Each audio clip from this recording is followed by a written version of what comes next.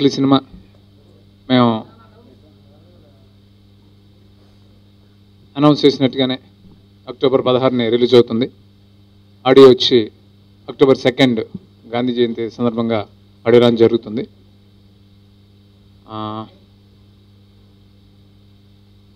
ఈ సినిమా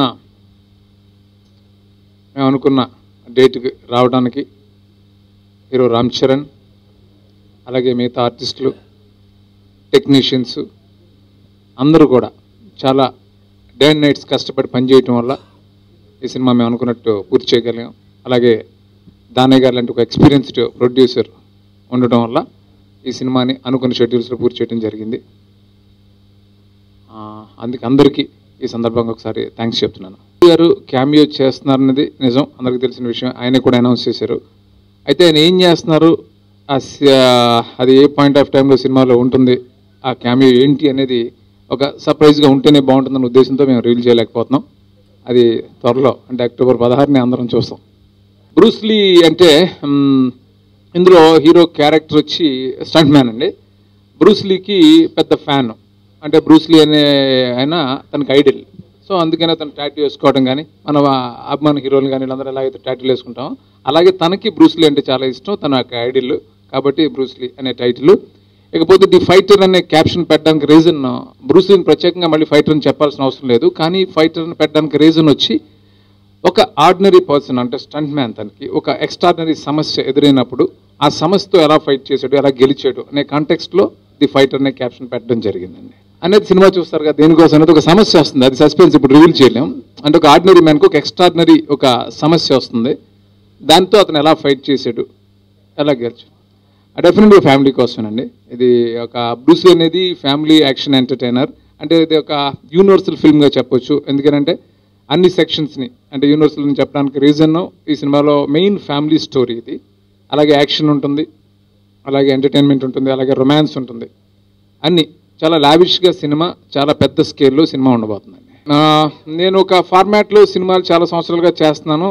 ఆ ఫార్మాట్లో ఇంకా చాలా సినిమాలు వచ్చినాయి కూడా నాతో పాటు.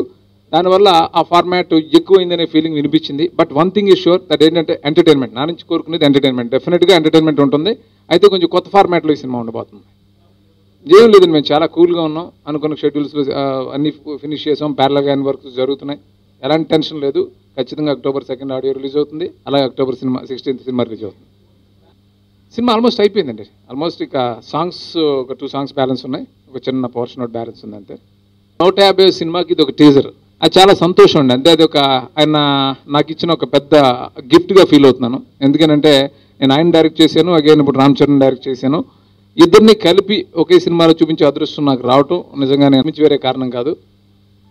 అందుకే ఒక సర్ప్రైజ్గా ఉంటే బాగుంటుంది ఆయన అపియరెన్స్ అంతా అనే ఉద్దేశం.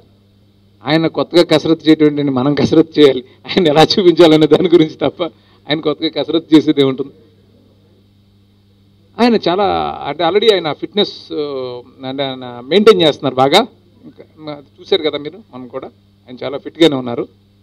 అంటే ఈ సినిమా కోసం ఆయన ఎలాగో త్వరలో మళ్ళీ సినిమాలో రాబోతున్నారు కాబట్టి ఆయన ఫిట్గా ఉన్నారు. డెఫినెట్గా చాలా ఎక్సైటింగ్గా ఉన్నామండి, లేకపోతే ఆయన యాక్సెప్ట్ చేసి ఉండేవారే కాదు.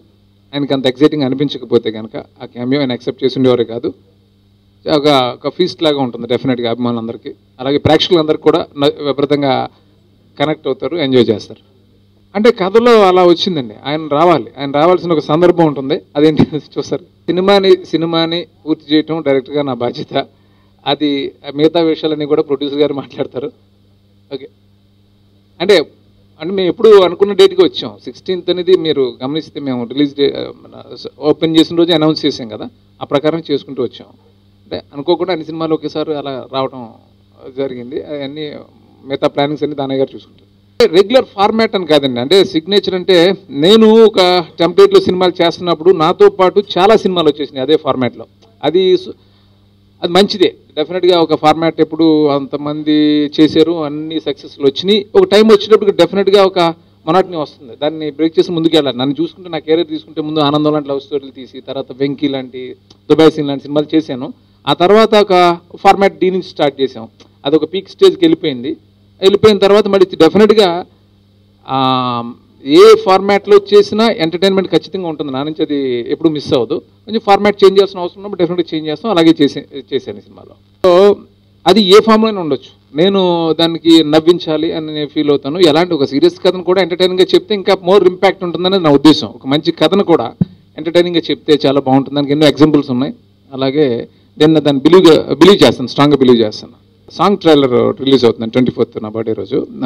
అదే దానయ్య గారు ప్లాన్ చేశారు. రేపు 24th అది ఒక song trailer, 1 minute song trailer release అవుతుంది. ఫస్ట్ అదే డే నైట్స్ వర్క్ చేయడానికి రీజన్ అదే. షూటింగ్ పక్కన జరుగుతుంది, పక్కన పోస్ట్ ప్రొడక్షన్స్ అన్ని కంట్రోల్లో ఉంది, వర్క్ అంతా కంట్రోల్లో ఉంది, కంఫర్టబుల్గా వచ్చేస్తాం. సమ్మర్ అన్నీ అయిపోతాయి కదా అని అక్టోబర్లో ఫ్రీగా ఉంటారు కదా అని అప్పుడు అనుకున్నాం అక్టోబర్ అని. అది కొన్ని కారణాల వల్ల కొన్ని సినిమాలు లేట్లు అవ్వడం వల్ల అట్లా జరిగి అన్నీ అక్కడికి వచ్చినాయి. అది మేము కావాలని October 16 అని రాలే, ఫస్ట్ ముందే అనుకున్నాం. అంటే నేను ఇప్పుడు అంటే చాలా దగ్గరకు వచ్చింది రిలీజు. నేను ఇంకా చాలా సందర్భాలు ఉన్నాయి, ఆడియో ఫంక్షన్ ఇవన్నీ ఇప్పుడే మాట్లాడడం కొంచెం ఎర్లీ అవుతుందని నేను మాట్లాడలేదు. డెఫినెట్గా రామ్ చరణ్ అభిమానులు అంటే మెగా అభిమానులు అందరూ కూడా చాలా ఎంజాయ్ చేస్తారు, చాలా సంతోషిస్తారు ఈ సినిమాలో తన పర్ఫార్మెన్స్ చూసి. అంత బాగా అన్ని షేడ్స్ తను చాలా బాగా చేశాడు. తను ఎంటర్టైన్మెంట్ చాలా బాగా చేశాడు ఈ సినిమాలో. అది ఒక షాక్. అంటే నేను ఫస్ట్ టైం తన ఇంత చేయటం, ఇంతకుముందు చేసినా కూడా ఇందులో ఫుల్ ఫ్లెజ్డ్గా తను ఓపెన్ అయి చేశాడు, ఫ్యాంటాస్టిక్గా చేశాడు. డెఫినెట్గా ఈ సినిమా చాలా పెద్ద బ్లాక్ బస్టర్ అవుతుందని నమ్మకం నాకు మనస్ఫూర్తిగా 100% ఉంది. చాలా జాగ్రత్తలు తీసుకుని సినిమా చేసాం. ఖచ్చితంగా అక్కడ అనుకున్న ఫలితం రాకపోయినా ఇక్కడ డబుల్ వస్తుందని నమ్మకం నాకు. కథకి ఇన్స్పిరేషన్ ఏం లేదండి, కథకి అంటే స్ట్రైట్గా అనుకున్నదే, అంటే ఒక ఇన్స్పిరేషన్గా ఏం లేదు.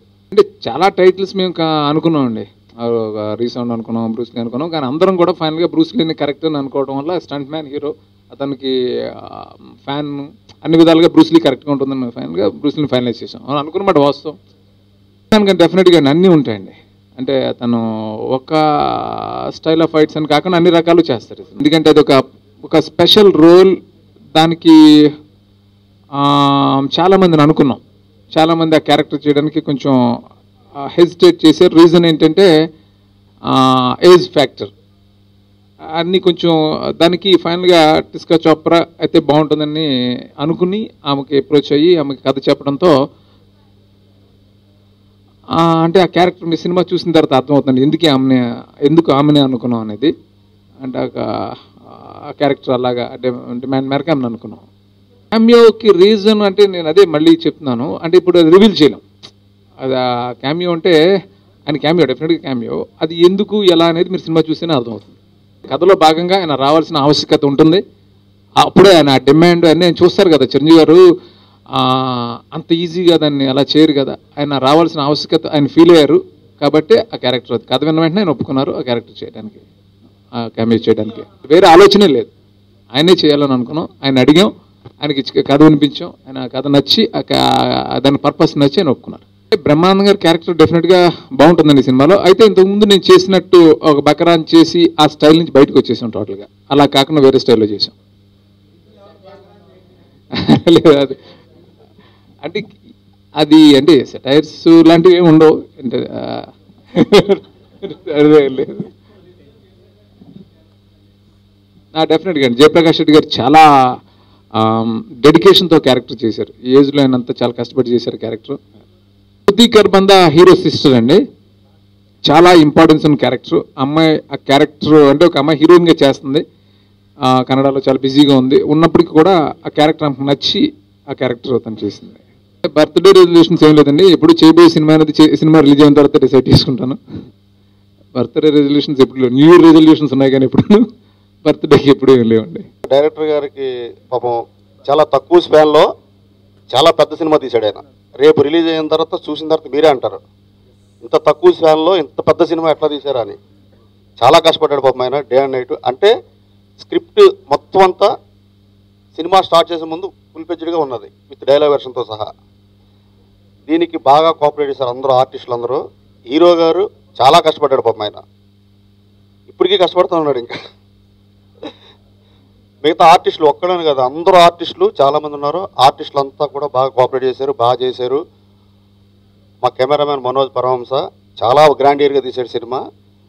నేను యూనివర్సల్ మీడియా బ్యానర్ పెట్టిన తర్వాత మొట్టమొదట అల్లు అర్జున్ గారితో దేశముద్ర తీశా. ఇప్పుడు మళ్ళీ డివివి ఎంటర్టైన్మెంట్స్ అని బ్యానర్ పెట్టి రామ్ చరణ్ గారితో చేసిన నా బ్యానర్లో వచ్చిన అన్ని సినిమాల కంటే చాలా గ్రాండియర్గా ఉంటుంది సినిమా. చాలా పెద్ద సినిమా, అంటే ముందే చెప్తే అత్యాశగా ఉంటుంది కాబట్టి చెప్పట్లేదండి. తమన్ మంచి మ్యూజిక్ ఇచ్చాడు. రేపు అక్టోబర్ 2న ఆడియో రిలీజ్ చేస్తున్నాం. అక్టోబర్ 16న థియేటర్లో సినిమా రిలీజ్ చేస్తున్నాం.